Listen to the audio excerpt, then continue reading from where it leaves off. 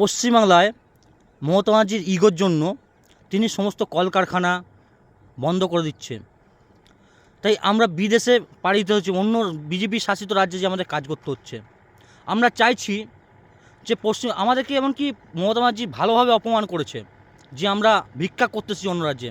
তোর তো খাওয়ার দাওয়ার মরদ নেই, খেতে দিতে পারিস না, বেকার ভাতার নামে যে চিটিংবাজি তোর, মাত্র 24-25 লক্ষ ছেলেকে দিয়েছিস আর বাকি কেউ দিতে পারিস না।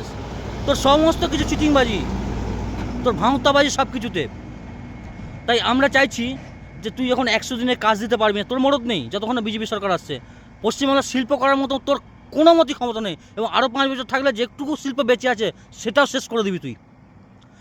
তাই আমরা চাইছি বিজেপি সরকারটাই পশ্চিমবঙ্গে নিয়ে আসতে, যে পশ্চিমবঙ্গে আসার পর শিল্প তদন্ত তো হবে, সেন্ট্রাল এবং রাজ্য দুজনে মিলিতভাবে ছাড়া আর পশ্চিমবঙ্গের শিল্প করা সম্ভব নয়। কারণ এই সরকার এত পরিমাণে ইলেকট্রিসিটি বাড়িয়েছে, এই সরকার তোলাবাজি এত পরিমাণে বাড়িয়েছে যে কোনো শিল্প এখানে কাজ করতে চায় না, কোনো শিল্প ভরসা পায় না।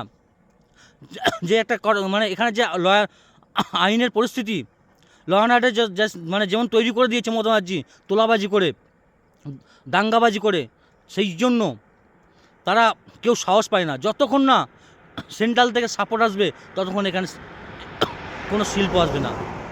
তাই আমরা চাইছি, আমরা কেন বাইরে কাজে যাবো, বিজেপির সাথে যে কাজ করতে যাব? আমরা চাইছি বিজেপিটাকে পশ্চিমবাংলা নিয়ে এসে আমরা আমাদের ওখানে শান্তিমতো কাজ করব। হয়তো কিছুদিন আমাদের যেতে হবে বাইরে, যতদিন না প্রজেক্ট চালু হচ্ছে, হয়তো মাস 3-4 আমাদের বাইরে কাজ করতে হবে।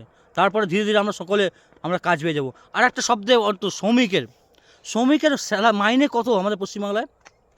বিজেপিতে শাসিত রাজ্যে যারা শ্রমিক আছে তারা 8 ঘন্টার জন্য 721 টাকা মিনিমাম মাইনে, 721 টাকা। আমাদের পশ্চিমবঙ্গে 200 টাকা লেবার পাওয়া যায়, 150 টাকায় লেবার পাওয়া যায়, 200 টাকা 150 টাকায় লেবার পাওয়া যায়। আর বাইরে মিনিমাম 721 টাকা। আর স্কিলদের তো আরও বেশি মাইনে, 8 ঘন্টা ডিউটি করা আরও বেশি মাইনে। কেন যাচ্ছে এই রেলগুলো প্রতিদিন, স্টেশনগুলো ভর্তি হয়ে যায় কী জন্য? সব পরিযায়ী শ্রমিকের জন্য। তাই আপনারাও বিজেপি সরকারটা পশ্চিমবঙ্গে করুন, 100 দিনের কাজ পাবেন, সরকারি কলকারখানাতে কাজ পাবেন আপনারাও। সরকারি চাকরি সবার হবে না, সরকারি চাকরি আমিও চাই, সরকারের চাকরি না হওয়াটাই প্রাইভেট করে দেওয়া, মানে যেগুলো প্রাইভেট করার মতো জায়গা, যেরকম হসপিটাল ছাড়া, হসপিটালকে সরকারি রাখা উচিত। কিছু কিছু জায়গা আছে যেগুলোকে প্রাইভেট করে দেওয়া, যেমন সাধারণ মানুষ পরিষেবা ভালো পাবে। এই সিপিএমের মতো সব সরকারি করে দাও, সব বিএসএনএলের মতো। যে সরকারি জায়গাতে আপনি যাবেন, দেখবেন আপনার পায়ে জুতো ছিঁড়ে যাচ্ছে। মোদী সরকার আসার পরই সমস্ত জিনিসটাকে, সমস্ত কিছুকে অনলাইনে ব্যবস্থা করেছে। এর ফলে কী হচ্ছে, সাধারণ মানুষ ভালোভাবে পরিষেবা পাচ্ছে। না হলে আগে কী হতো, জুতোর পর জুতো ছিঁড়ে তো আপনি পরিষেবা পেতেন না। তাই বেসরকারিকরণে স্যালারিও বেশি, হয়তো একটু পরিশ্রম বেশি, কিন্তু স্যালারিও বেশি, মাইনেটা টাইম মতো পেয়ে যাবেন আপনারা।